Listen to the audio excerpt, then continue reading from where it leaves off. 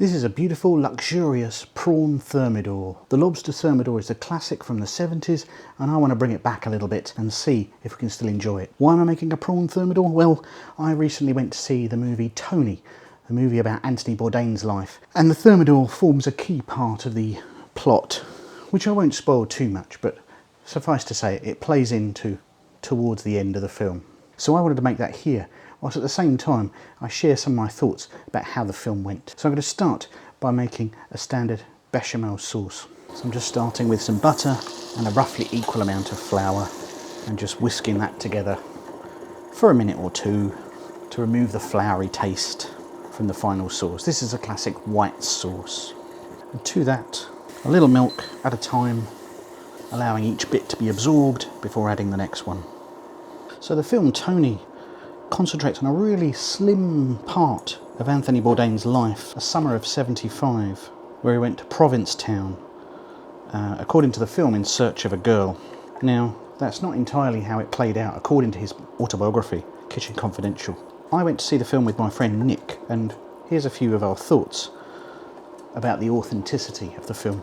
Let's get something out of the way, first of all, in that there's an awful lot of liberties taken with the truth there. That's totally okay when adapting, when making a biopic. That's to be expected, right?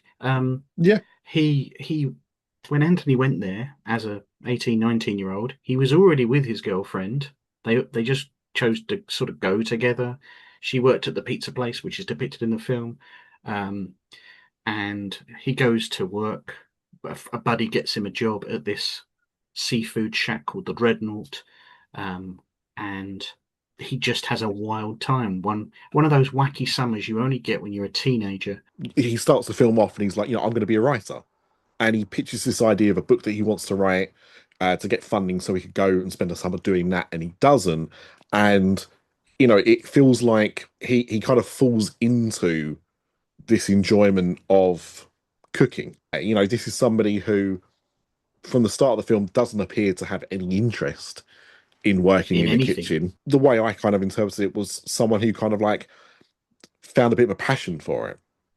They pack a lot into that time, though. The relationship between them is obviously very crucial to the film, and if any of that kind of mirrors what happened, you can kind of understand where, if you have an experience like that, but you can see how quite easily you might then think, actually, you know what, this is what I think I want to do. I would argue the biggest weakness, really, I think, is that not really a lot happens. That's not in of itself terrible, but I feel like this is difficult because I start criticising the film for what it isn't. And we've got a great subject in the form of Anthony Bourdain. And if you've gone a more traditional route of getting a slightly wider slice of his life, and I said to you before we went in, I said, I'm surprised they're not doing the bit after, where he then goes to work in New York under ostensibly a mafia boss, as he describes it in his book, and all the weird relationships he has to maintain, and his suppliers are all a bit wacky and out there. But they clearly wanted to do something a bit more smaller, a bit more intimate. So as the film continues, it's clear they have taken artistic license, and they absolutely should when adapting films. Just going to add some seasoning, just a little bit, because we're going to be adding lots more flavours to this. And the addition of some cheese takes us from bechamel to Mornay.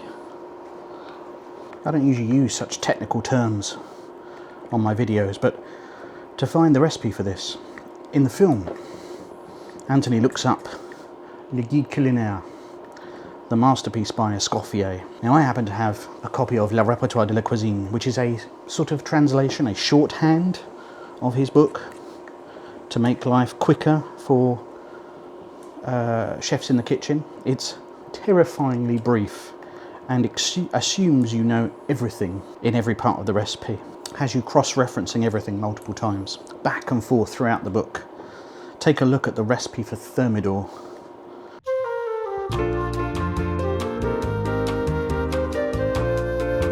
And lots of techniques, it's just assuming you already know what it's talking about. I'm going to take this off the heat and come back to the Mornay in just a moment. On with our sauce Bercy. I'm just quickly stir-frying prawns get some colour on them. They're going to finish cooking under the grill. Once they've taken on that orange, I'll put them into my dish for later. Sauce Bercy is actually quite simplistic. Quickly stir fry a shallot, deglazed with wine.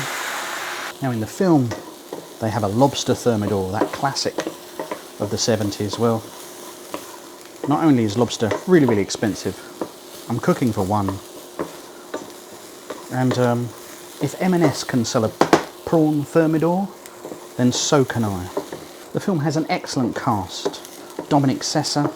Sometimes you can watch a film, and whether the film was good or bad, there's always arguments for that. But sometimes you can walk away from a film thinking, I've just seen like a really good performance, or I've just seen somebody who I think I'm going to see a lot more of.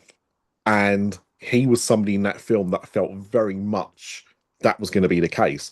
And doesn't really seem to have exploded in the way that some other people have. Leo Woodall, for my mind, is a lot of fun. Who I knew from The White Lotus.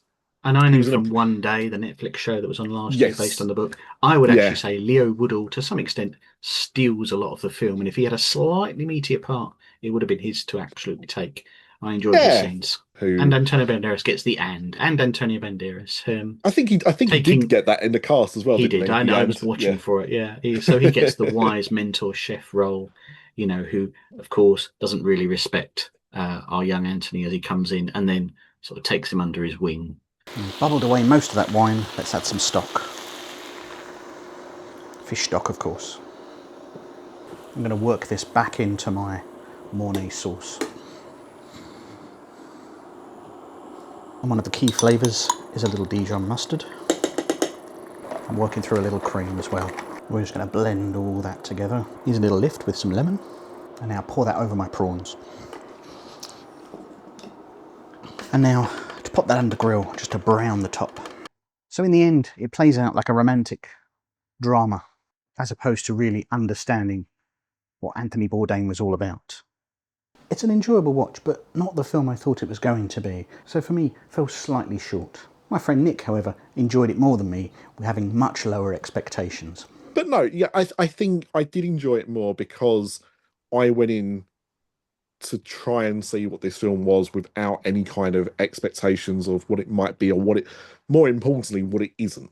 And so we have our prawn thermidor, seafood in a silky, mustardy, cheesy sauce, inspired by the film Tony. Yeah, and there's no reason that shouldn't come back. A very mildly tangy cheese sauce with beautiful fish inside. And I think if you top that with mash, it'll make a great fish pie, fisherman's pie, whatever you want to call it. Over to Nick for our final thoughts on the film Tony. It's kind of like a bit of a gourmet meal, isn't it? Ooh. In there's not necessarily a lot there on the plate, but you enjoy what's there.